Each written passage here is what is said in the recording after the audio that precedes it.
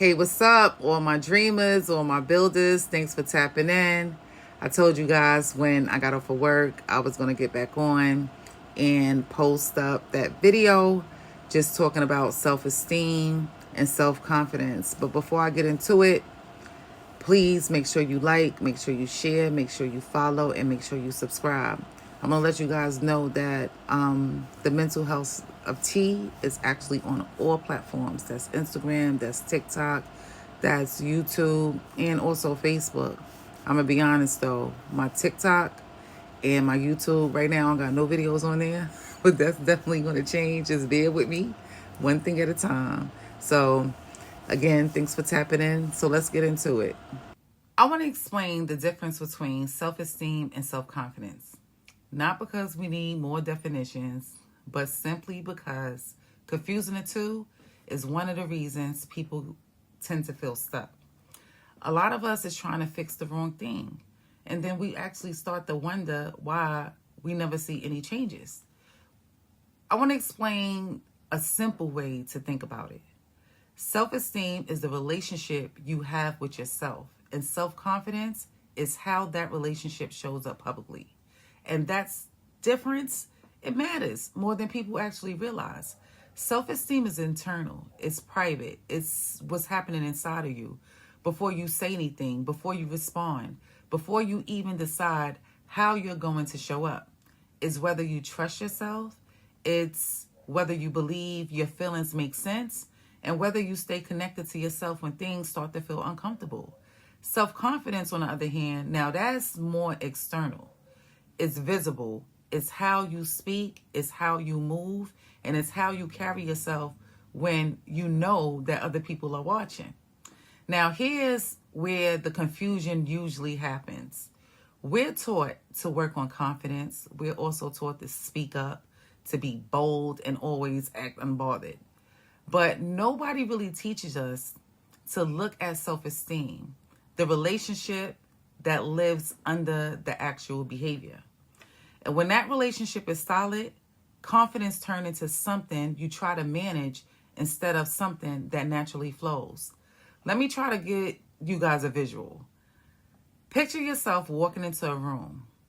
It could be a meeting, it could be a job interview, it could even be a date, or even a family gathering. Before you say a word, something is already happening inside of your body. Your body knows whether it feels grounded or guarded, whether it feels calm or alert, relaxed or if it's already adjusting. That internal experience, that's what self-esteem is. What happens next is self-confidence.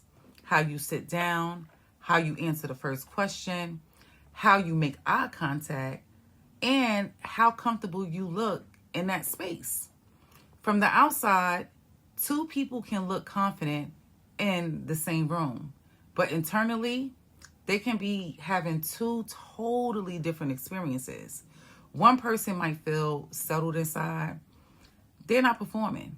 They're not monitoring every reaction. They trust themselves to respond in the moment. Another person might look just as confident, but they're working really hard. They start to read the room. They managing their facial expressions. They're really trying to hold themselves together. But when they leave, they replay the entire event, all their interactions over and over and over again in their head. But they both look confident, but only one of them really truly felt safe. And this isn't something that only affects women. Men experience this too. It just shows up a little bit differently. A lot of men were taught not to express uncertainty, not to show vulnerability or doubt. So low self-esteem doesn't always look like hesitation. Sometimes it just looks like emotional distance. Like, for instance, staying guarded or having a need to always feel like they have to be in control or feeling uncomfortable or being honest about what's actually going on inside of them. So for women, low self-esteem often shows up as over-adjusting.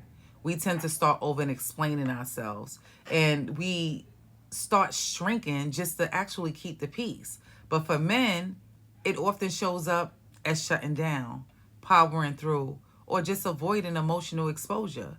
They're different behaviors, but it's the same root. In both cases, the body is responding to the same question. Is it truly safe to be fully myself right now? But when self-esteem is shaky, your nervous systems, it just stays busy. You start to feel it in your chest.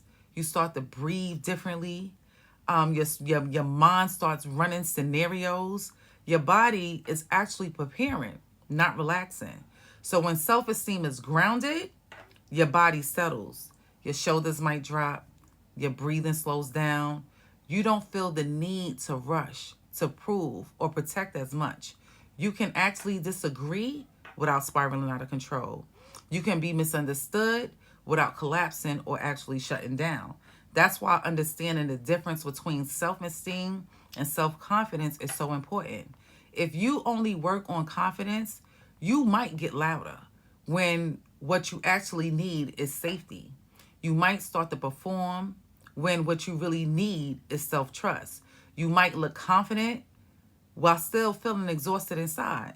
Self-esteem is what tells your nervous system it's all right to relax. You could chill. Confidence is what people see once that safety is there.